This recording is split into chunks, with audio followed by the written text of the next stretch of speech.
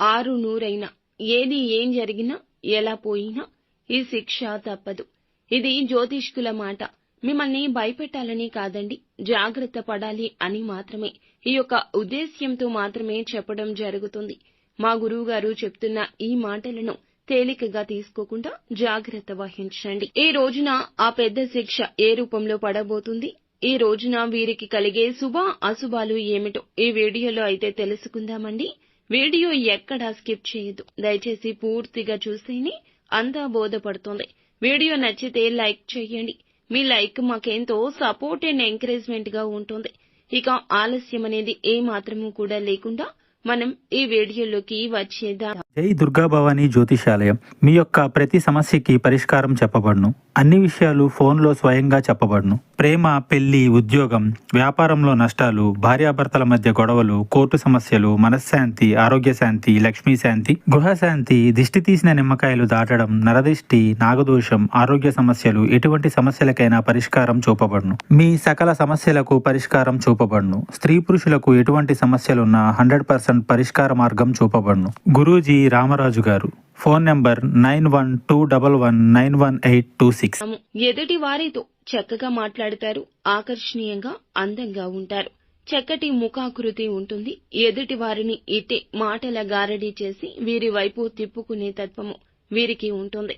స్నేహితులతోనూ, బంధువులతోనూ, కుటుంబీకులతోనూ సరదాగా సమయం గడపడం అంటే వీరికి ఎంతో ఇష్టము. ఈ రాశికి ముఖ్యంగా చూస్తే గనక ఈ రోజున ఖచ్చితంగా ఈ శిక్షను అయితే అనుభవించాల్సిందే. నరకాన్ని చవి చూస్తారని చెప్పుకోవచ్చు. ఆ శిక్ష దేనివల్ల అంటే కొంతకాలంగా ఎవరికీ చెప్పుకోలేని ఒక అనారోగ్య సమస్య ఈ రోజు దాని తీవ్రత పెరగబోతుంది. అది ఎంత బయటికి చెప్పకపోయినా, ఎన్ని రకాల వైద్యాలను తీసుకున్నా లోపల మానసిక కృంగుబాటు అనేది ఉంటుంది కదండి. ఎంతటి ధైర్యవంతులకైనా ఈ కృంగుబాటు తప్పదు. శారీరక అలసట, శారీరక ఇబ్బంది మనకి తలకు మించిన భారం అవుతుంది. ఎదురుగా లక్ష్యము కనిపించదు, బాధ్యత కనిపించదు, ప్రేమ కనిపించదు. మన శరీరంలోని బాధ అన్నింటినీ కమ్మేస్తుంది.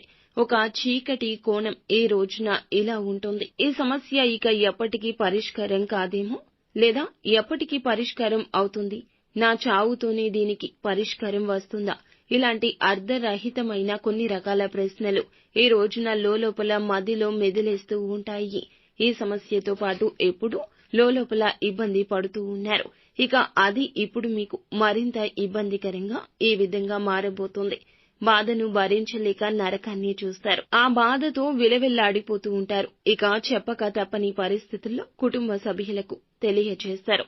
ఇక ఈ అనారోగ్య సమస్య కారణంగా ముఖ్యమైన పనులు అన్నీ కూడాను ఆపేస్తారు.